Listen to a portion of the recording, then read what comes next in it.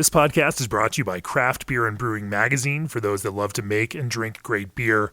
Learn more online or subscribe at beerandbrewing.com or find us on social media at Craft Beer Brew.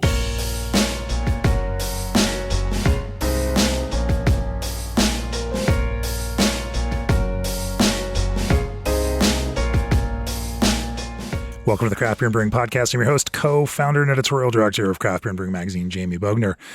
I am excited about this week's episode. It's one that has been, I think, a couple years in the making, and we've had conversations about this a number of times over the last few years, and every single time this one came up, I kept thinking, you know what? This is one I have to do in person at the place. Around here in Ava, Illinois at Scratch Brewing with Marika Josephson and Aaron Kleidon. And we are sitting out in the a few steps down from the brewery under a nice outdoor overhang with the woods right behind us, experiencing the terroir and the beautiful location of this brewery. Scratch, if you're not familiar with Scratch, and I really hope you are, because it is one of the premier farmhouse breweries in the United States. I think in a lot of ways sum up the idea of what farmhouse brewing can and should be as in the United States itself, making beers that are certainly inspired by farmhouse traditions, of Europe, but are also distinctly of place, using ingredients and using the local nature and surrounding to create beers that feel like they are meant to be made right here.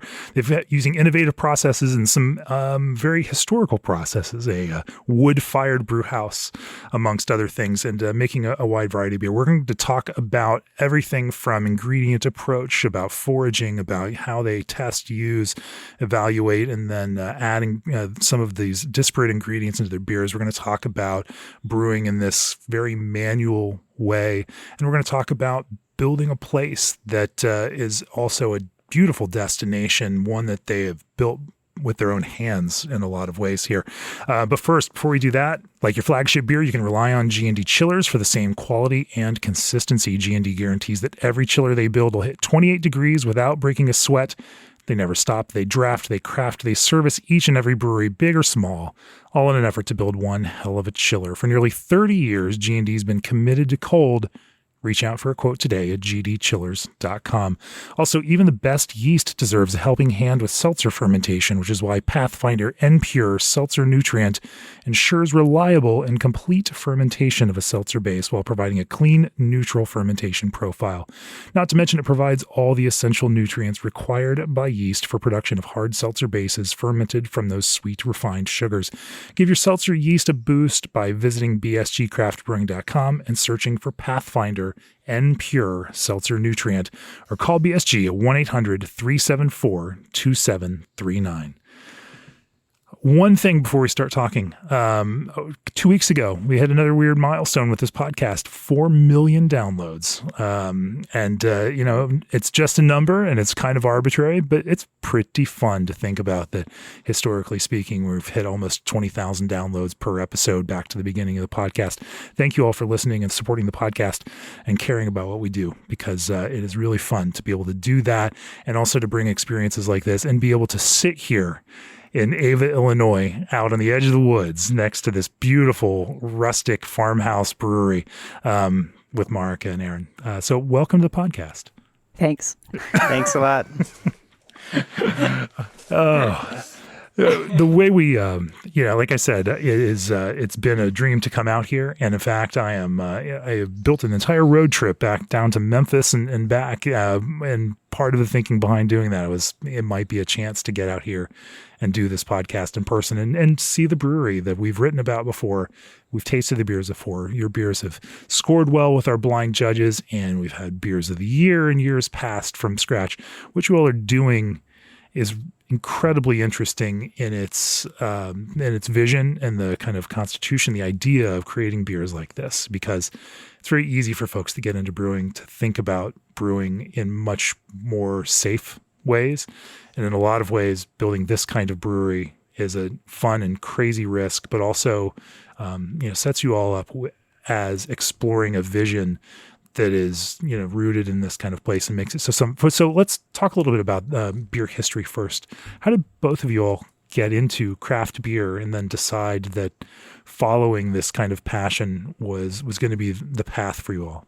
Well, I think kind of one of the interesting things is that Aaron and I came from really different backgrounds way outside of beer. We're both humanities people. Aaron has a background in photography. I have a background in English and philosophy.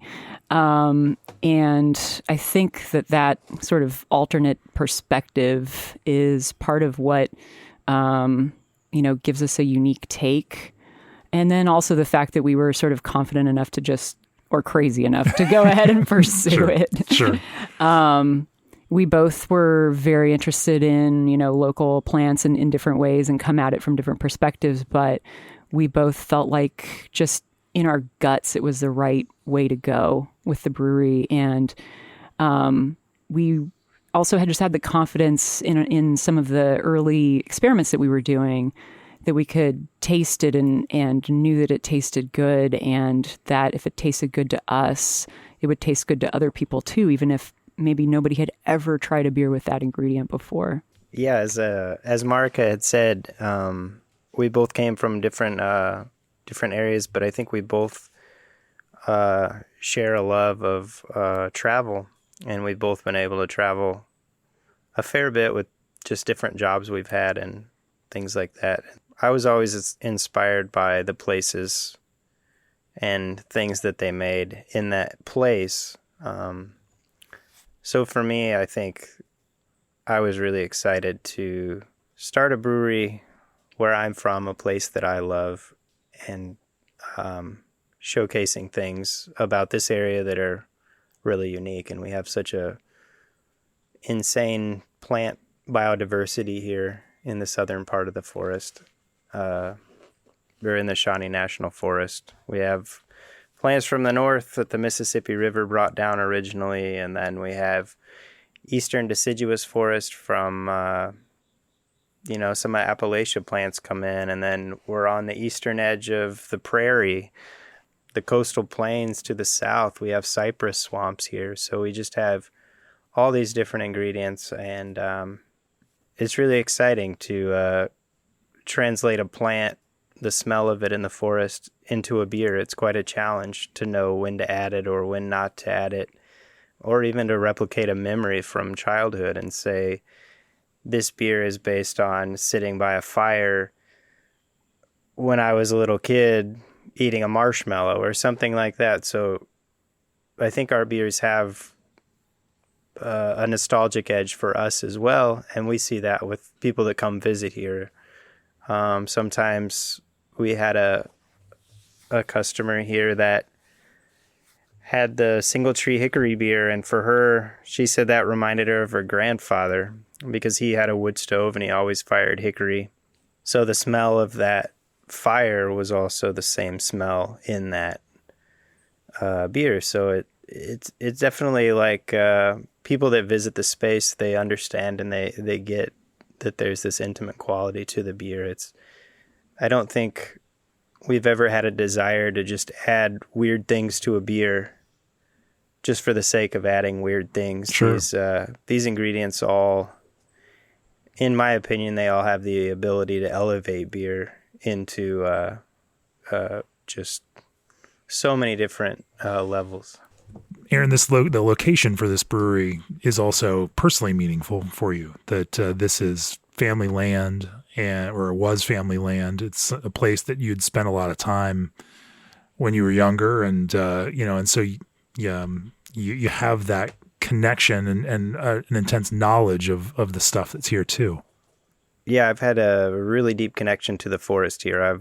When I got out of college, I lived in Chicago for a little while, and I knew the city wasn't for me. Then I moved out west, and there was always the pull of coming back home and figuring out a way to make it work here, because it is a fairly economic, desolate kind of area. I mean, if you want to live in Southern Illinois, it seems like you have to kind of create your own way a lot of times. So, but yeah, growing up, we would always camp and fish and hunt. And so I have memories from here from every month of the year for 40 years now. So the two of you were friends. Where did you all meet?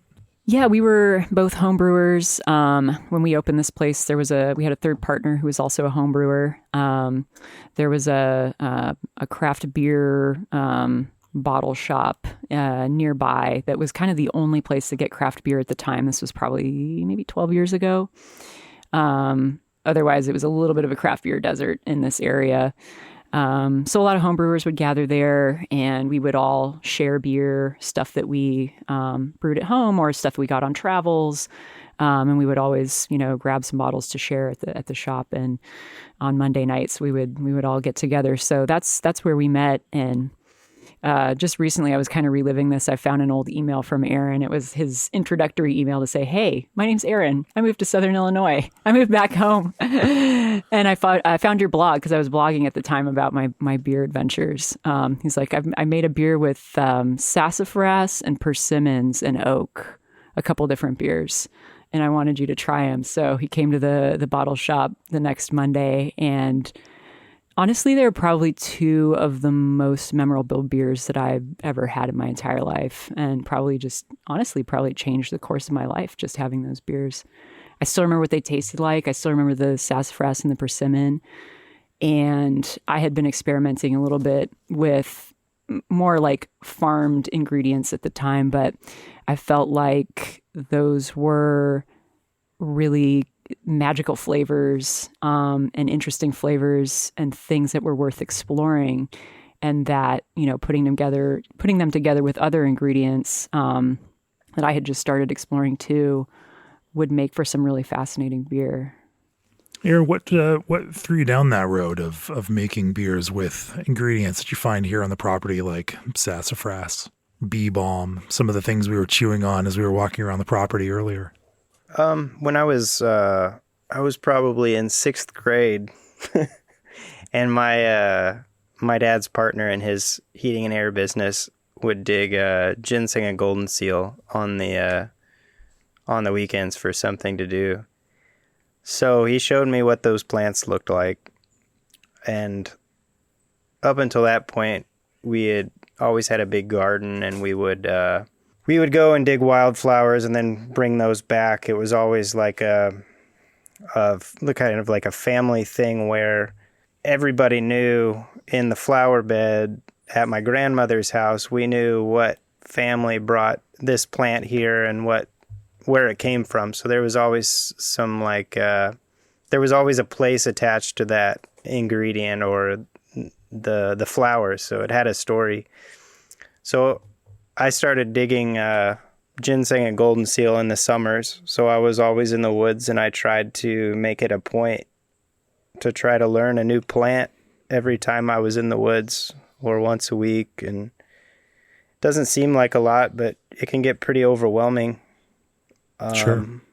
But over the course of 20 or 30 years, you really start to add quite a few plants and different smells and things like that I've never smelled in like commercial food or beer or drink.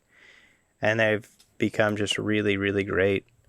Over the last 10 years, Marika and I have essentially been building our own kind of spice kit with all these ingredients we use in beer, and we keep coming back to certain ones. And there's, every beer we brew, it's kind of it's an experiment for what's to come. So we're always learning from every batch of beer we brew. And that was always part of it from the start. Like, we wanted to keep learning and keep figuring things out. We didn't want the job to become like stagnant. I mean, I think we're creative people, and it's important to keep learning, and the beers will keep changing as you learn and as you grow. And it's made it fun even after doing this now almost 10 years. Like, we're still excited about what we brew, and we brew what we like to drink. And it seems like each beer is its own little adventure, from that kind of concepting phase to the gathering of the ingredients, and then even through the very laborious brewing process that you all have set up for it. And we'll talk about that a little bit more. And I definitely want to talk about how you all use and utilize, evaluate, and then, have found using some of these ingredients. Before we do that, the most common complaint about hard seltzers, they need more flavor. Extract alone is a weak flavoring agent and can leave a chemical aftertaste, but there's a better way. The craft concentrate blends from Old Orchard are packed with real fruit first, no added sugars, and just enough natural flavor. Breweries are turning to Old Orchard concentrates for seltzer with more body, color, and aroma. Turn seltzer skeptics into supporters with seltzer that drinks like a beer. Get started at www.oldorchard.com/brewer. Also, still emptying those overflowing waste bins of crushed low fills or undercarbonated cans every canning day? It's time to fill like a pro. Pro-fill can fillers from Brew use rotary true counter-pressure gravity filling and seaming technology to run at speeds of 100 to 300 cans per minute with minimal DO pickup. Stop wasting perfectly good beer. Email ProBrew at contact@probrew.com today. So let's talk about how you use ingredients. I think, the individual ingredients were going to vary depending on wherever anyone is and what they have access to, but in a broader conceptual way, talk to me about how you approach figuring out how to use the natural ingredients that are around you.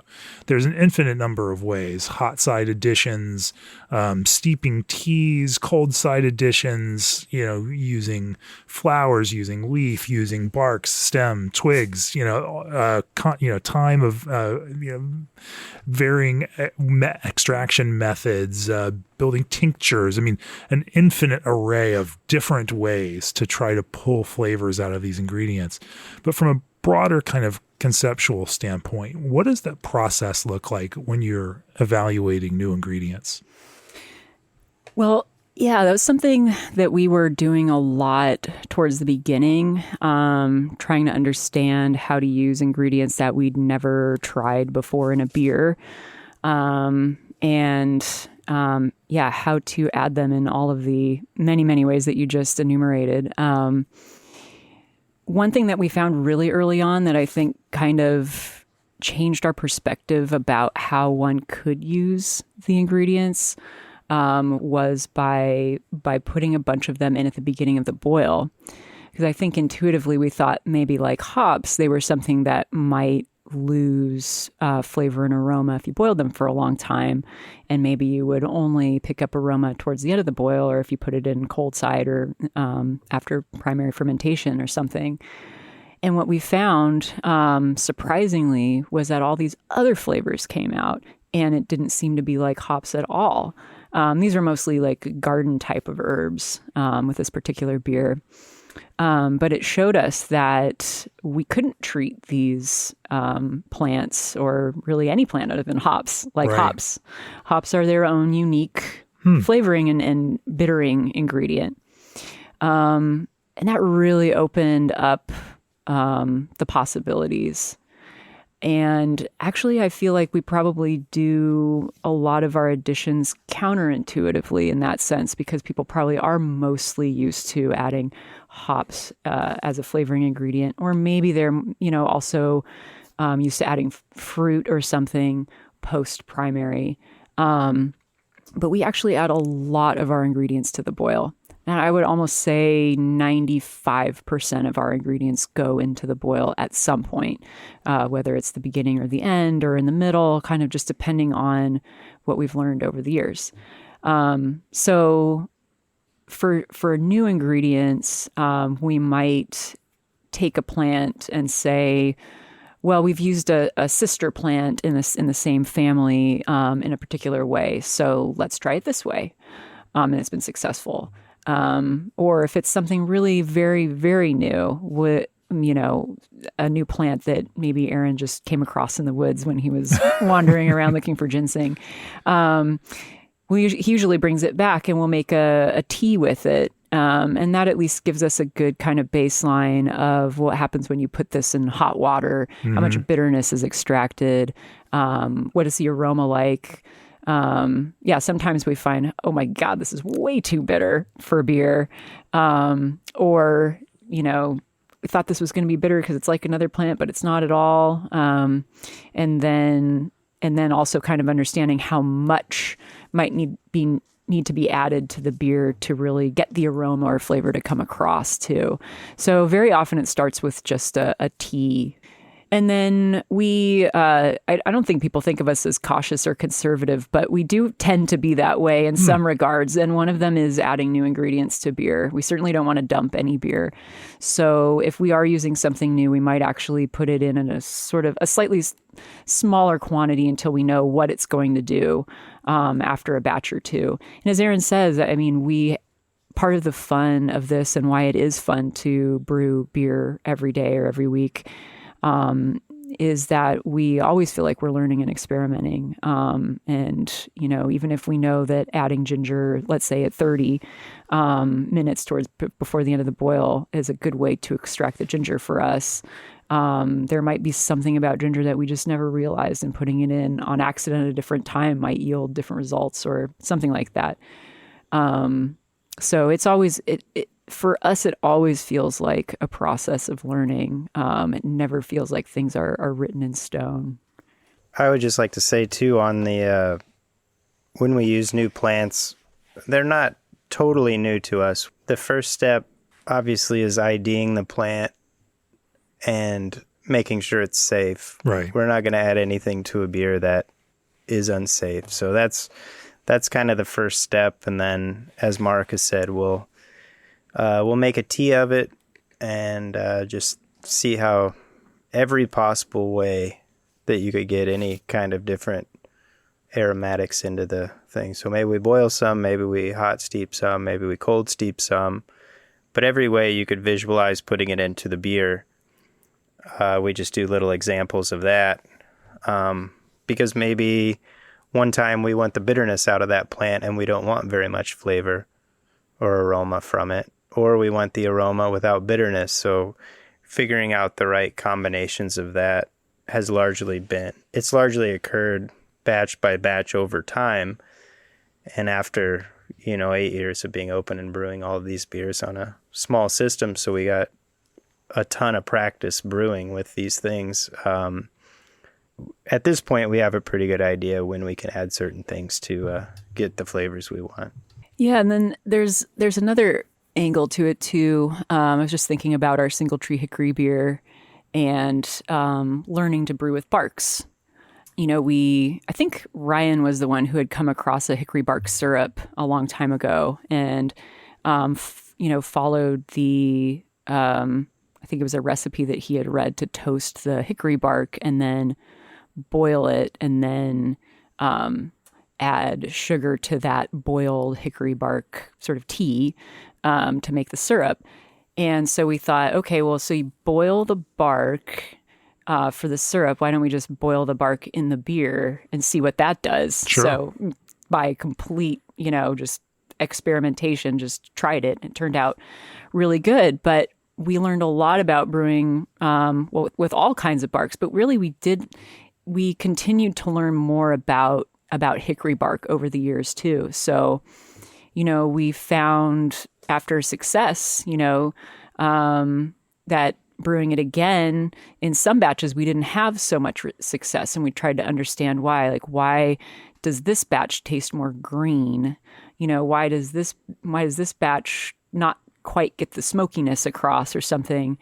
And found that, some barks, if they have more moss on them, they do convey a little bit more of a green sort of mossy flavor, or, so maybe that bark isn't the best to harvest. And then making sure that it's like starting to almost smoke in the oven before we pull it out to put it into the boil is another important way of, treating the bark. So over the years and over batch after batch, even if you have a success the first time, you're still understanding the plant because it's just the beginning of your journey with it, your knowledge of it. In fact, I'm going to crack that beer open right now. Sounds great. I guess we got started brewing with trees largely because the brewery's in the forest. Sure. And we're located near the national forest here. So if you look out into the landscape, All the ingredients we used are very well represented, really close to us. I think we've probably brewed with over 10 or 15, maybe 20 trees. If you start counting fruit as being part of trees, then you could go pretty high. But the reason we've chosen to use hickory bark so much, other than the really nice aroma too, is it can be harvested in such a way that's like it doesn't hurt the tree at all. The species of hickory we use it's called a shagbark hickory, and the bark just kind of flakes off when the tree achieves like a certain age, and you can just peel the bark off, and it doesn't hurt the tree. It's just the outer layer that's already dead. But yeah, oak bark, hickory bark, maple bark, sycamore, the leaves off of all those trees, the dead leaves, like a mix of all those leaves in the fall is really nice. If you think about all of those barks, and most plants, hops included, add tannin to beer, which is it's an important thing, and it's very important in wine as well. And all of those leaves and all of those plants have different levels of that. So you can add dead leaves to mimic tannins you might get in an oak barrel, or different bark, or acorns can add tannins to. There's so many different ingredients that can serve the same purpose as the ones already out there. So why not use the ones that are readily available and free for us just to gather nearby? So it's a funny one because, as we think about some of the kind of current trendy beers that are out there in the world of beer, like a pastry stout that, a beer that's made to taste like a breakfast cereal, it's pulling on, nostalgic registers in the brains of those that are drinking it, like those things that click. I remember this from my childhood, and it feels comforting, and that's why I find this experience interesting. What's clever and fascinating is that in some ways you're using a similar mechanism but doing it with a different set of those triggers, whether that's the nostalgic, hickory in your grandfather's fire, or no, that's really interesting to think about. I hadn't thought about that comparison before, but yeah, the pastry stouts and stuff are brewed for nostalgic reasons too. So there's not much difference in some of the reasoning behind brewing those. I mean, you could say that they work in a similar fashion in terms of the way that people tied to memory and find things, a connection to them. But, at the same time, there's something interesting about doing it here with these things for people that have grown up in this area who are also familiar with the same sights and smells, aromas, and the same trees, and it might have a connection, that's different with those kinds of things, those experiences that they've had walking through the same forests, that, they can recapture this and working in a different kind of memory mode there. There's something that's really fascinating and fun about that. Yeah, a lot of people ask us what locals who come in who maybe normally just drink Busch Light or something think about this brewery when they come in here, because it's so outside the box. And actually, honestly, they're the ones that get it the most, because they know the flavors that are in these beers.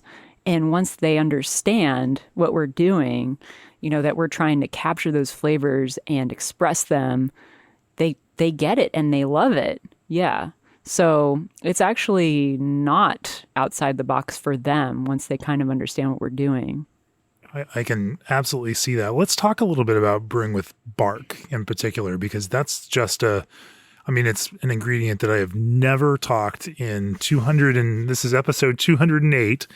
In the past 207 episodes of the podcast, I've never spoken to anyone about brewing with bark. So talk to me about, you mentioned boiling. Is there a time when you tend to harvest? Is, how, as you are looking at this and working with it, what have you found as some of the best ways to kind of capture an expression of bark? I guess generally speaking, in the summer and spring and fall, we have fresh ingredients, leafy ingredients from plants and fruit and things we grow in the garden. And then in the wintertime, we'll typically go out and use these other things that are easier to procure during that time. So probably most of the tree bark stuff gets made during the winter. The winter time. And we'll use like different dried things that we have around. But yeah, the bark usually finds its way. I should mention that you all have written a book, The Brewer's Almanac, which very much follows that kind of seasonal approach to brewing, finding ingredients that you should and can use at any given time of the year. If anyone listening is interested in following this approach, you should go buy the book because it's a fantastic resource for anyone following that. But it is a nice thought to be able to go out in the wintertime and find that as an ingredient. Yeah, I think that's a common question that comes up. People ask, well, how can you forage in the winter?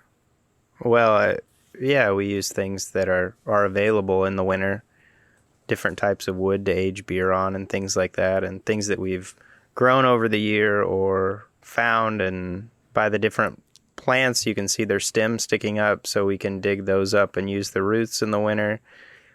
There's a bunch of things that can be gathered in the winter, and there's always a readily supply of wood here. Like if we have a storm and a big branch breaks off a tree, we can use that in the beer. That may dictate what beer we brew the following week, whatever we have and what's the easiest for us to procure on that day. Yeah, there's some barks too that if you were to overharvest from a tree, could harm the tree.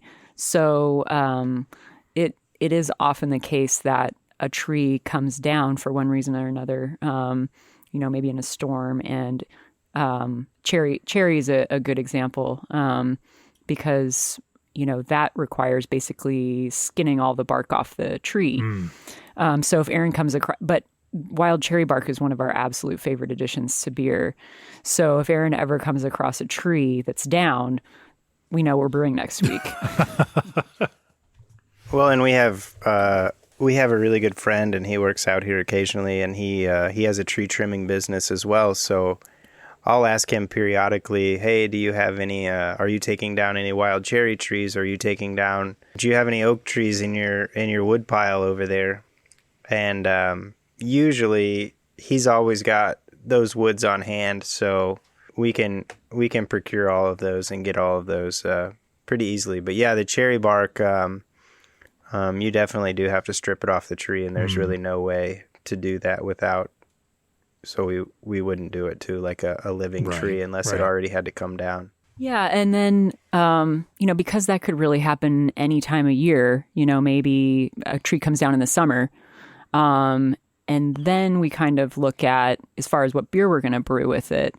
We might not be able to brew, say, our wild cherry bière de garde, which is a beer that we love, but we can't brew in the summer because we cool with groundwater, and we can't quite get our fermentation temperature to the proper, lager type of temperature to make the beer that we like for that style. So instead, we'd probably brew, say, we make a dark sour wild cherry beer, which we ferment with our sourdough culture, which is like our wild house culture. And that's our kind of our spring, summer, fall culture because the temperatures are just right for that in our brew house. So the seasons also kind of dictate what beer might be brewed based on what our fermentation temperatures are like. And even sometimes the grains that we have available, if we're maybe running low on ordering something in particular, we might. But that's kind of the fun about the way Aaron and I both are kind of like this, that it's easy for us to improvise. We enjoy improvising. Neither one of us has a problem with changing the beer halfway through the boil if something isn't going right during a brew day. Yeah. We're also not locked into trying to have to brew a particular beer to particular specs. And that's the fun of it, the joy of it, what we're doing here. Sure. Let's talk a little bit about how you brew from a technical perspective, because, that it is a very different approach from a lot of, it's still brewing. You're still mashing and you're still boiling, you're still fermenting. But the way that you all have chosen to do that, is definitely the hard way. So let's talk about that. But before we do, working on a new sour beer, Fermentis, the obvious choice for beverage fermentation, is now offering an expanded range of dry bacteria for the production of sour beers. To learn more about how Fermentis can improve the quality of your fermentation, and for the latest on their exciting new product releases, visit fermentis.com. Also, when it comes to brewing, nobody has your back like Clarion, because their food-grade lubricants are formulated to help make your brewing system 100% food safe. That means when you switch to Clarion, you can put the costly potential of contamination and recall out of your mind. All you need to worry about is brewing great beer, and since you already do that, well, it's more like focusing on business as usual. Go to clarionlubricants.com to learn more. So explain to everybody listening your process of brewing. Your mashing strategy is unusual, to say the least. Open top wood puncheon fermenter or for mash tuns dual that you mash in, and then your boiling process using a wood-fired kettle is certainly not the typical method for making beer. Talk to me a little bit about the decisions that went into making beer that way, why you chose to do it that way, and some of the nuances of working with a very, very, very, very, very manual system. Some of it is definitely a commitment to a certain flavor profile that we like. Some of it is purely out of necessity.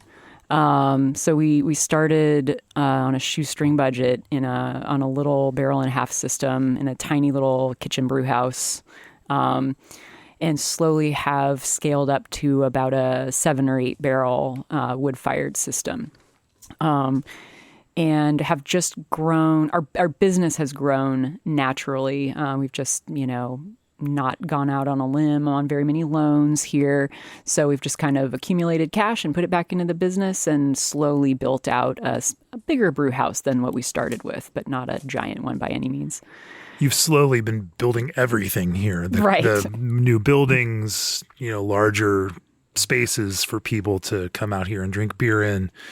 Aaron has got a cabin that's, catty corner from us now that you've moved onto the property here, 1890s cabin that you're rehabbing and turning it into another facility here for beer service and enjoyment. Everything is a constant work in progress of some sort here. Indeed. And also a little bit shoestringed, and a little bit also just, people often just give us stuff and we're like, all right, well, what can we make with this? Whether it's an ingredient for a beer or, a church pew that becomes the back of a bunch of tables. But so when we were starting to scale up, we didn't have the money to put into a fancy brand new mash tuns. So we converted these 2 puncheons into mash tuns. And for all of about $800, we had 8 barrels worth of mash tun, put some valves on them and a couple false bottoms. And there you have it. They actually work amazingly well. Controlling temperature has to be its own interesting challenge there. We've figured out how to dial in the temperature during the seasons, and we just do a single infusion mash. We can't do too much more fancy with it. We have other ways of doing step mashes on our old system if we want to, but it's a pretty simple mash. And then we just sparge from an on-demand hot water heater, and then run the wort directly out to the kettle. And we have outside of our... You're not doing the overnight mash a la Ale Apothecary? Not at the moment. Okay. Not at the moment. And we send the beer into a big copper kettle that Aaron could talk about in a second. He worked closely with the person who built it to design a wood-fired system. And this is where we kind of have a stronger commitment to what comes out of the beer at this stage. Our very first beer that we brewed here actually was in a copper kettle before we had our propane hooked up for our quote-unquote real system that we were brewing on for a while. And we wanted to get some beer made. And a friend who's an auctioneer had an old apple butter kettle that he let us borrow that fit maybe 30 gallons or so in it. And I think we had like a 15-hour brew day out here to produce about 45 gallons of beer on this copper kettle. And we made a bière de garde, just a straightforward bière de garde to style. And we were all amazed by the extra little bit of kettle caramelization that came out of that wood-fired process as we boiled the wort in that kettle. And we just kind of knew from literally day one, from that first brew day, that was a special way of making beer that we wanted to keep doing. So a little while later, we found somebody who made apple butter kettles, and we had him make us the biggest size that he could, which was about 100 gallons, ship that out here. And we brewed on that for several years and kind of just understood about like stoking the fire and doing that on a regular basis, and, continued to really like the results. And then we scaled up again to a slightly bigger kettle. Yeah, we also figuring, well, in our copper kettle, one of the things that's been so much fun with that and then in designing it was figuring out a way to make it to where it was efficient. So all the using as little amount of wood as possible to boil as much beer as possible and still get the boil off rate that we want, because we actually look for quite a bit of boil off to add that caramelization and complexity to the beer. So in your head, when you think of a wood-fired system, you would think of this massive cauldron surrounded by all of these bricks, this like big walled-in brick structure that has so much mass. Well, the problem is with that is when you throw your wood in there, you're heating up that mass, and that mass has to get hot before it boils the beer. So you're going to use a lot more wood. So for ours, we just have an insulated shield around this this kettle, and then also we have a lot of surface area on the kettle. So the kettle is not totally cylindrical in ours. It looks like just like a big cauldron. And those slanted sides on there add surface area to the whole thing. It's more area that's in contact with the fire. Every BTU spreads a little bit of heat rather than focusing it just on the bottom of the kettle. Yeah, that's boiling almost like a steam jacket, if you will. It's boiling on all sides of the vessel and not just in one spot. Mm-hmm. And copper is such a great conductor that the efficiency of the boil on that wood kettle is really, really nice. And yeah. How do you, I'm sure brewers listening are thinking about scorching, because that's, a concern with every direct fire brew house. I think with the copper, it's such a good conductor that it can move heat around. So the kettle temperatures even out really quickly. So it'll send excess heat to other areas of the kettle that maybe aren't so hot. But we've never really had a problem with scorching on the copper kettle at all. And that even goes for, say, boiling a full kettle, which is around 10 barrels to start, and cooking that all the way down to 3 barrels left, doing like a 15, 16-hour boil. Even at that consistency, we've had no scorching.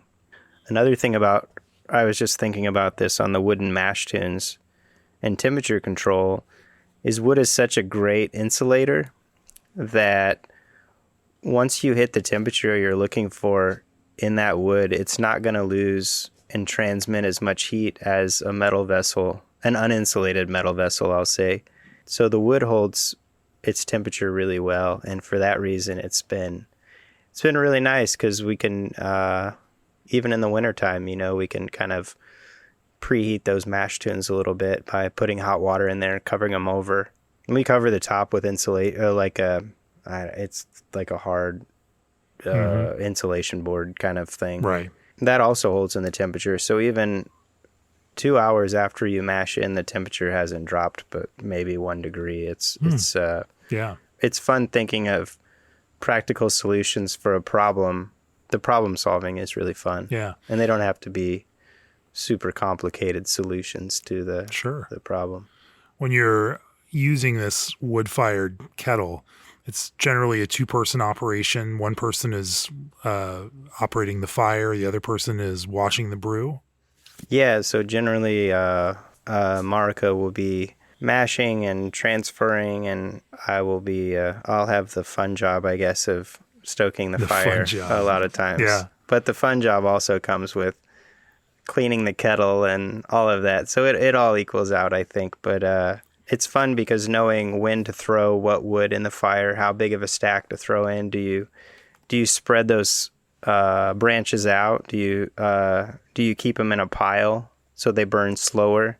So I guess I could start at the beginning of how the fire goes through the whole process. But I love that there's a science to how you're building the fire itself, even down to the moisture content of the wood and what that means in terms of the temperature that it burns. Well, you can tell really quickly if the wood is burning as hot as it has previously or before. So just being aware as you're doing it, we've noticed quite a few things. Yeah. Yeah, and I just want to interrupt and say this is why I just like doing the water.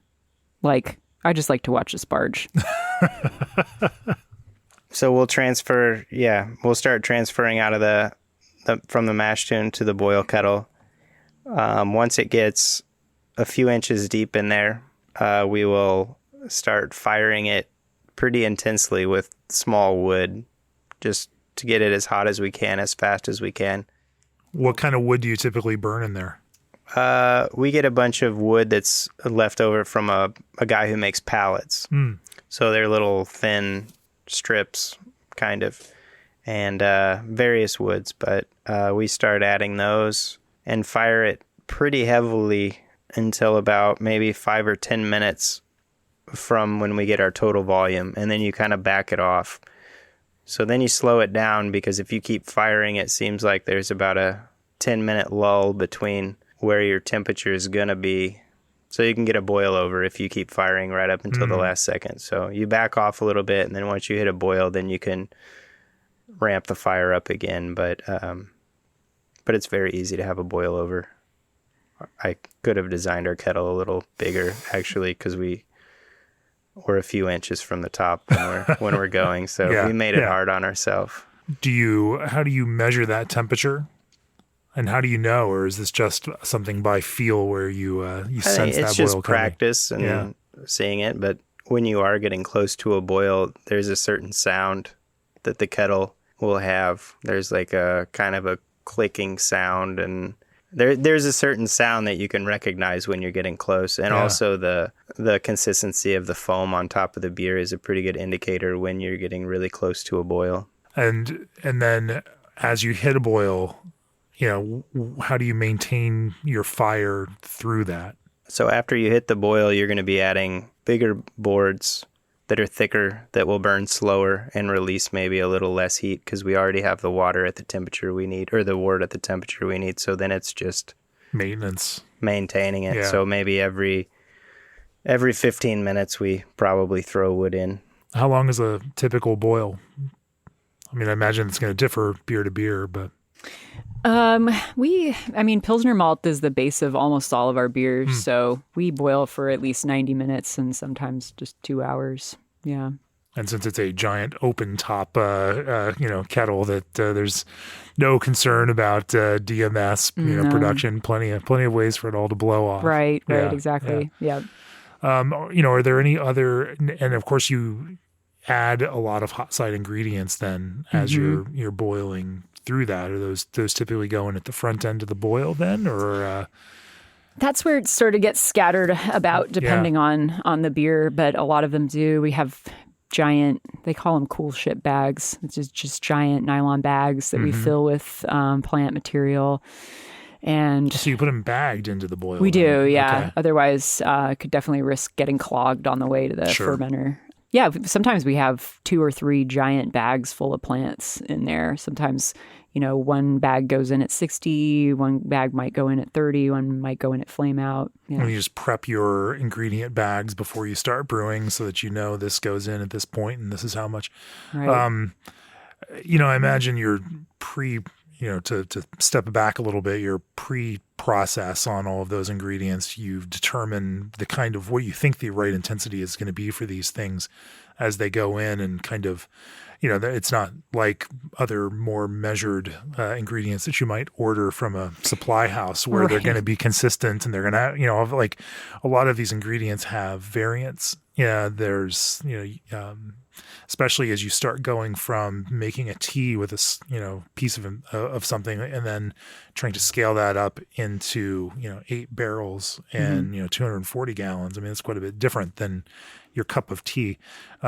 Figuring out how that intensity also scales, has to pose its own challenge.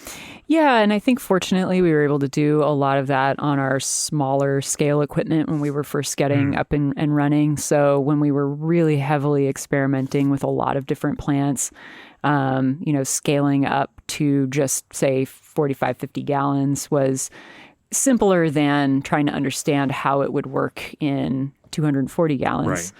Right. And so now I'd say there's fewer things that we're just sort of blindly putting into that scale. Not that it's even a lot of beer, but it's still quite a bit of beer and work that you don't want to have to dump later. So once you've brewed 8 barrels of beer the hard way that you brew them, I can see not ever wanting to dump that. You don't want to. Yeah. There's an investment in every batch that way. Yeah. Right. But versus something like a cold side, addition process where you can add taste, and dial it in. That hot side addition process in the boil, if you don't add it then it's not in the beer. Right. And I don't know, maybe it's just the ingredients that we tend to use here, but I often find that when we add stuff cold side, there's a smaller margin for error. Really? Yeah, like lavender's a great example. We put lavender in the boil, and that's one that we found early on worked really well in the boil. You put it in at 60 minutes, and instead of getting soapy floral qualities, you get more cinnamon, baking spice kind of qualities. And I have a glass of the lavender stout right here, and it's exactly that, like a little bit floral on the nose. You can recognize that it's lavender. Right. I can recognize it because I've been told that it's lavender. And so it's the language of that beer has set an expectation for me, which I can find in the nose. And then you're right, as I take a sip, it really tastes a little bit more like cinnamon or mole kind of spice than it does like lavender. Mm-hmm. And that's because of a hot side addition? Because of the hot side addition and the boiling. And we found that 60 minutes was a good boil time to put it in to capture those notes. Putting it in the fermenter, all of a sudden, and even not even putting in the flowers, but putting in what we normally do is put in the branches and the stems. Even that in the fermenter is a completely different experience, and all of a sudden, overnight, the beer could become over lavendered, and to the point where it's suddenly soapy. It was never soapy before. Maybe we put in a certain amount into the boil. It didn't quite get where we wanted to. We just wanted to add a touch more, and then suddenly overnight, there's too much. Sure. And we found that to be the case with a number of ingredients that the hickory bark is another good example, that putting it in the fermenter is not ideal. It's more ideal to put it into the boil, and that suddenly different kinds of extraction happen in the fermenter. Whether maybe it's just slight bit of alcohol, it's extracting something, or just the cold side of it. But with the ingredients we tend to use, I feel like it's sometimes harder to do the cold side. Yeah. Let's talk about some other favorite ingredients that you have. Now 8 years in, you all have done a lot of experimenting, and you've also found some things that you keep going back to because they deliver that kind of flavor and experience, and build a blend between some of these things that you just continue to find compelling. Talk to me about some of those kind of common ingredients or common combinations of ingredients that you keep going back to. I think for me, one of my favorite ingredients is chanterelle mushrooms. We use that almost every year now whenever we can gather them.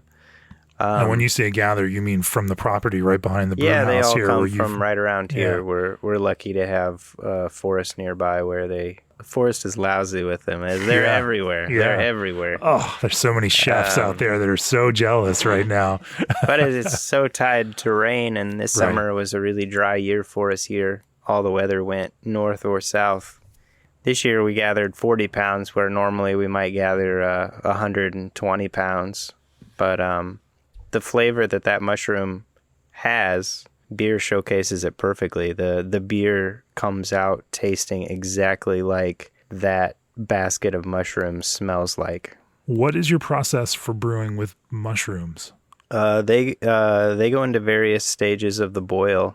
Every 15 minutes or so. Do you chop them up, throw them in whole, freeze them to break down cell walls? What's that processing look like? Typically, as Marika mentioned earlier, in the summer, since we do chill with groundwater, we brew a lot more saisons, but in the winter we're afforded the luxury of being able to chill the beer to a lower temperature. So we can brew more non-estery beers and ferment at cooler temperatures. So we gather the chanterelles, we pack them into bags, we freeze them, and then based on how many we have going into fall will dictate how much of that beer we brew. So you wait then in the fall because you want to brew a less estery beer with those chanterelles to help that character come out without that farmhouse saison ester approach. Right. We did a saison style beer with the chanterelles. Like maybe our first beer that we tried with it, and the esters were too forward in the beer, and they kind of blocked some of the bouquet of chanterelle that Aaron was talking about. That's apricot-y, earthy kind of aromas that are so distinctive of the chanterelle mushrooms. So the next year we brewed with it because we had to wait till we collected mushrooms the following year. We decided to do something more like a hybrid style bière de garde with it. And we saved all the mushrooms we harvested and brewed that beer in the winter time. And we liked that style a lot better because all the esters had mostly died back. You still get a little bit in like a French style, a farmhouse beer.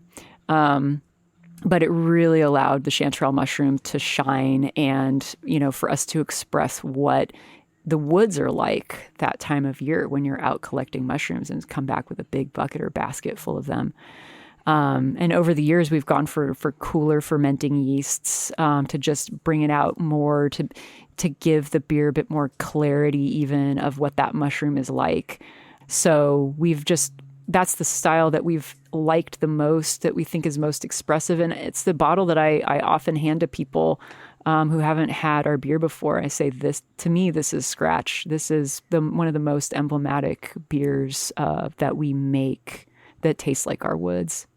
What is that range of fermentation? I love the idea that fermentation is also driven by the real world concerns of using groundwater for cooling and what temperature you can get things. It's just very pragmatic. And wintertime you can use lager yeast, and summertime you're going to use farmhouse culture.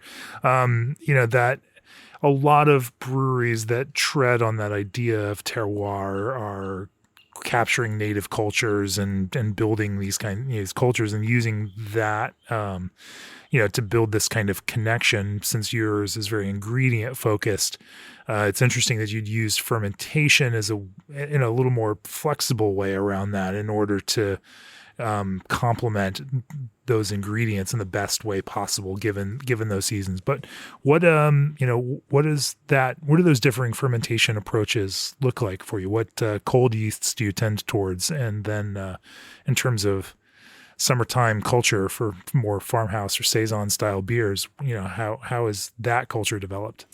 So we use our sourdough culture we've used it. It's been our only culture we've been using for the last maybe 5 or so months. It really struggles in the winter to keep temperature in our fermenters. We kind of have like almost a hybrid of an ambient and a glycol system back there. So our glycol jacketed fermenters only cool our tanks but don't heat them up. So in the winter, the room that our tanks are in is often 50 degrees or below. So our sourdough culture, which is sort of like our wild house culture, we call. It just struggles against those temperatures. So rather than try to force... So you also bake here, are using the same culture to ferment some of these beers as you are right. in baking your bread? It's literally the same exact culture. It lives in our fridge. It's made out of flour and water, and we build it up the exact same way for beer as we do for bread. So we've kind of just, found over the years that rather than struggle with our sourdough fermentations in the winter, we would just do cooler fermenting yeasts. And so, kind of the dead of winter, we're pretty much just at this point, this last year, we just did lager yeast. We often do a hybrid, like alt yeast, and use that for some hybrid fermentations. But this last year, we just did different varying kinds of lagers. And then sometimes on the edge seasons like spring and fall, before we get into like full out sourdough fermentations, we'll often use just saf ale yeast, USO5 or SO4. Yeah. I mean, that's one less decision you have to make, really. If when we brew in the winter, we know we don't have to choose from a lot of different yeast. So our yeast is already defined, and our water temperature and ambient temperature of the room is clear. So it makes it easier just to work with that. And and also, I mean, we don't use near the energy we would use if we heated that part of the brewery. From an environmental standpoint, it's also a way to conserve energy. It's nice. I think it also lends itself to us being able to brew maybe a beer once a year instead of having to brew it once a month or once every 2 months. So when it comes back around time to brew that beer again, we're excited about it, and we're looking forward to see how it tastes that year. It doesn't seem to become a real chore just having to do it once a year too. Right. Now, there's upsides and downsides to that, because you're also not brewing it as frequently and dialing in. Like, if you want to make changes, then those changes are a little slower to come if you're brewing that beer one time a year.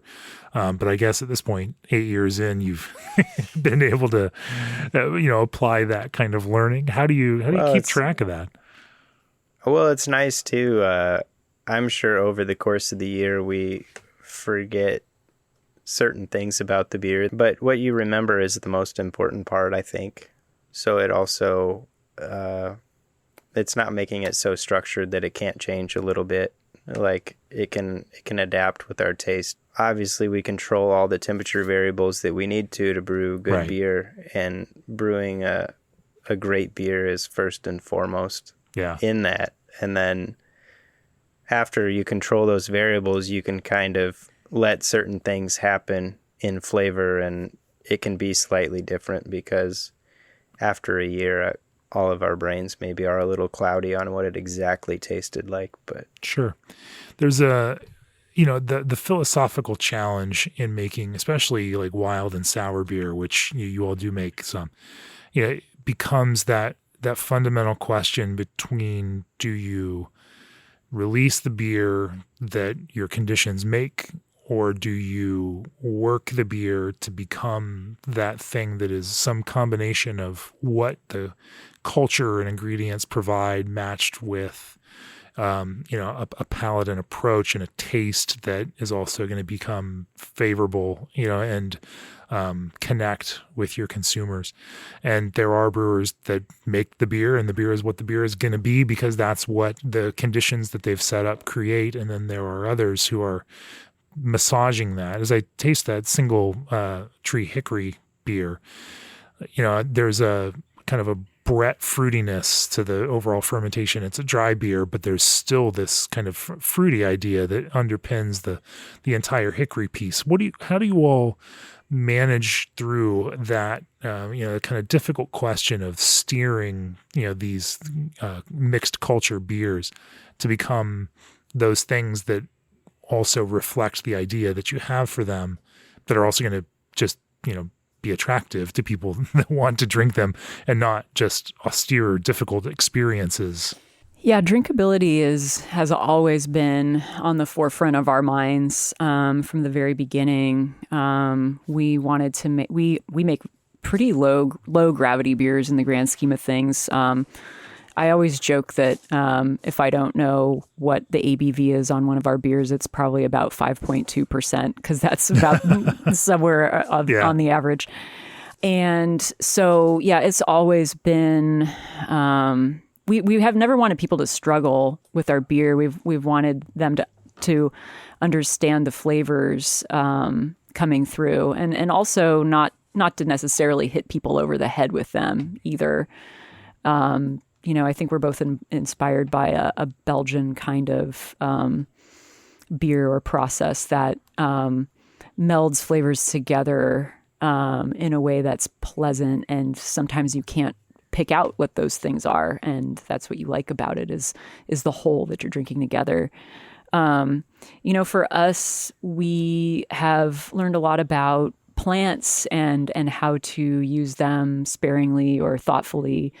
But also, since our sourdough culture is kind of our primary fermenter of, I don't know, maybe like 60 to 75% of our beer, we've spent a long time working with this very familiar, culture. I mean, it lives with us in our kitchen. It feels like a part of the Scratch family in a lot of ways. It was born in our kitchen, and it's like 8-9 years old now. We spent an entire year only using that culture for everything. We fermented it at lager temperatures. I think we learned everything we almost possibly could with the culture at that time, and learned a lot about how it expresses itself in different ways, and how we can use those flavors to meld with the plants that we work with. With the single tree hickory, what's interesting about when we use the sourdough culture for sour beers is that it actually leaves behind a fair bit of residual sugar. So it does create an ester profile that you pick up that fruitiness, but it also leaves behind that beer probably started around like 1056-ish starting gravity, and it ends at like 1014 or 16. Oh, really? So it tastes drier than it actually is, but it leaves behind some balancing residual sugar that also enhances a little bit of the fruitiness. Sure. This beer started as a little bit of an accident that we didn't want to go sour. It did.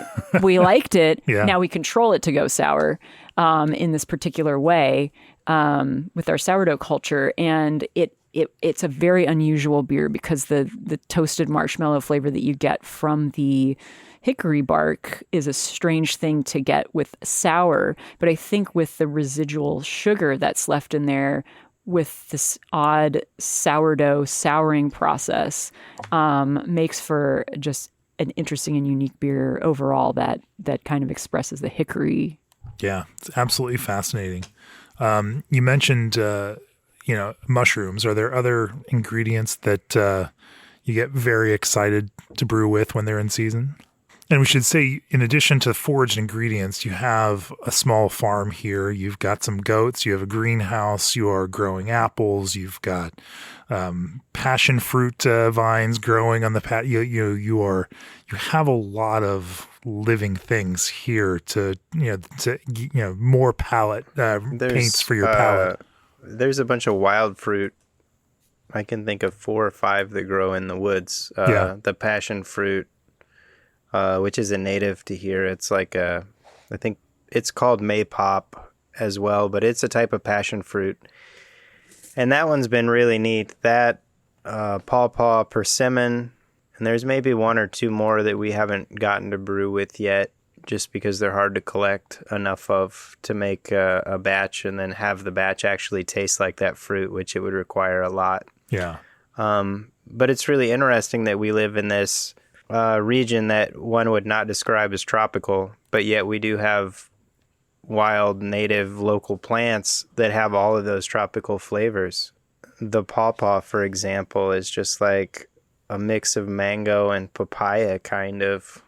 And the same with, the passion fruit is really, really tropical, and it's fun to use those ingredients, which a lot of people from here even are they ask us, what's that fruit? What's that? And they're just things that usually exist in the woods and go unnoticed, but it's fun to make beers with those things and people thinking that you're using really exotic ingredients from, I use exotic in the word of like far away. Right. But they're ingredients that they've lived by and with their whole life, but they're discovering that at the same time too. So that's really, I think, maybe an eye-opener for people that visit here is that we do use these wild fruits that taste like they're from another place. It is kind of fascinating that passion fruit in particular we associate with tropical, but, it's available everywhere from, the upper Mediterranean to here in rural Illinois, and so, maybe we need to adjust that descriptor and take tropical out from in front of passion fruit, as we describe it in the future.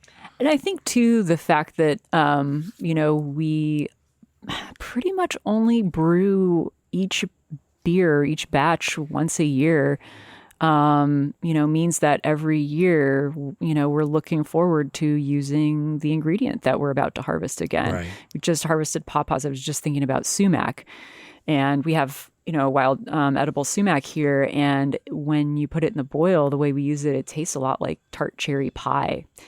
It was in the strawberry sumac beer, and it's a great complement to strawberries, which we've frozen and waited until sumac comes Right. into season. But yeah, so I mean, in some ways, you're always looking forward to, it's almost sumac season again, or it's almost that time of year where all the leaves have dropped and we're back to brewing with bark and cedar branches again, or it's Steinbier season, which we typically do in January and February when it's really cold outside and we're building these giant bonfires and putting the granite rocks in the beer, and that's their its own distinctive flavor. And I'm glad we only do that once a year because it is a lot of work too. Right. But yeah, so it kind of makes every ingredient special and fun to work with. Yeah. Yeah. Let's zoom out a little bit now. Yeah, as we mentioned earlier, Scratch is almost a never-ending work in progress, that there's always the next project, and most of these have been built by you. That the pizza oven that you're cooking in is one that you built, Aaron. This barn is one that you've moved and you're constructing, maybe with a little help here and there. The buildings, you've had a real hand in constructing the very things that are here, that are the spaces that people enjoy. And that's also not a typical approach for a lot of brewers. I mean, people tend to do, their own work where they can, but I mean, putting a 1890s barn up, and then building it out and filling it out. I mean, this is a lot of labor of love. What do the next 5 years, 10 years look like for Scratch? And what do you hope to achieve? And then what's the long-term vision? I mean, maybe in the next 5 years I can finish some of the things that I've started. I mean, it's certainly not we're going to get it to this kind of EBITDA and then flip it out to, the next round of investors. I mean, you don't put this kind of love into a place thinking that it's something that you're going to cash out of. Well, I think it takes time to look at the space and kind of allow it to become different, but not changing the overall feeling and experience. I feel like there should be as much care and thought put into our environment where people consume our beer as there is in the beer itself.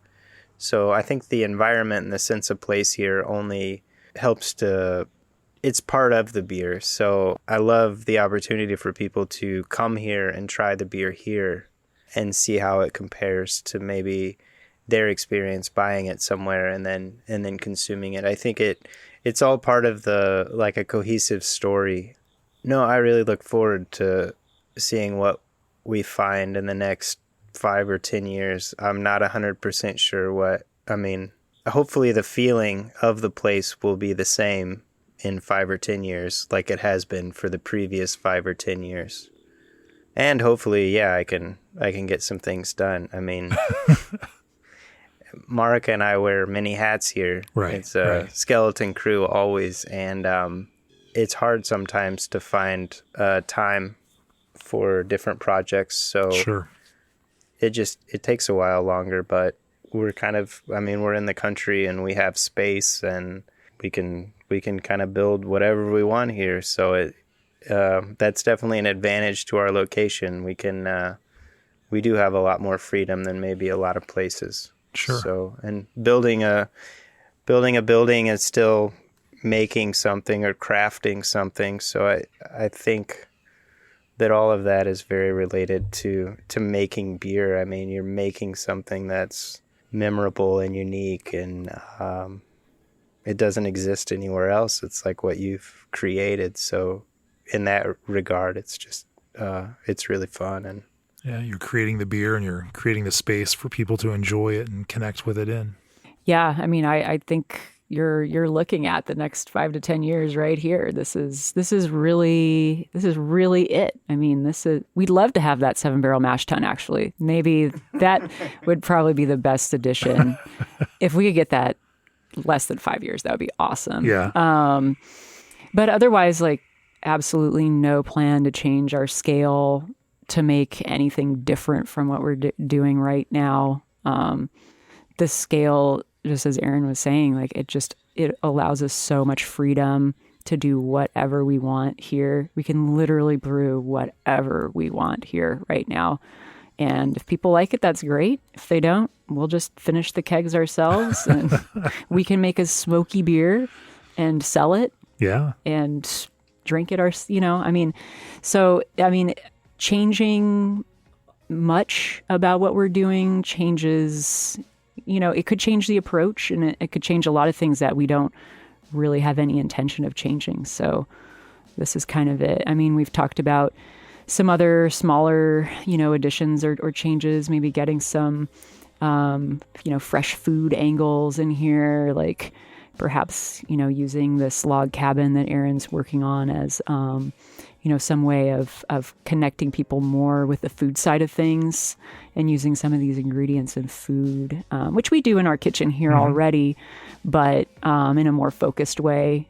So there's definitely some fun possibilities, but all aligned with what we're doing now in this scale. Well, as I said earlier, it is a beautiful expression of farmhouse brewing in America, and maybe one of the most compelling experiences of farmhouse brewing in America that I've come across. It's wonderful to be here. It's been fantastic to talk to both of you about the way that you brew, and it's been beautiful just to be here and sit outside and have this conversation. I appreciate you all making time for me. Thank you so much, Jamie. yeah, thanks a lot. I've enjoyed it. Yeah. G&D chillers will hit 28 degrees without breaking a sweat. Pathfinder and Pure Seltzer Nutrient ensures reliable and complete fermentation of a seltzer base. The craft concentrate blends from Old Orchard are packed with real fruit first. Pro-fill can fillers from Brew use rotary counter pressure filling to hit speeds of 100 to 300 cans per minute. Fermentus dry sour beer bacteria can help you make better sour beer and make your system 100% food safe with Clarion lubricants. Of course, if you'd like to support this podcast, go to beerandbrewing.com, click on the subscribe button. If you're a pro brewer, consider the All Access Pro subscriptions that combine magazines with exclusive online content and more. We would certainly appreciate your support. If you find yourself in Southern Illinois, or say in St. Louis, which is only about an hour and 45 minutes away, or in Memphis, which is only a little over 3 hours away, or anywhere of proximity to Scratch Brewing here in Ava, Illinois, on the southeastern tip of Illinois, make it a point to get here. It's a beautiful, special place with beautiful beers made by some wonderful people. If people want to learn more about Scratch, Marika, where do they find you all? They can find us at scratchbeer.com. And Aaron does the great Instagram photos on our Instagram. Watch out for those. And we're on Facebook. Yeah. Thanks again for hosting me. It's been wonderful to be here and see it and talk to you all. Cheers.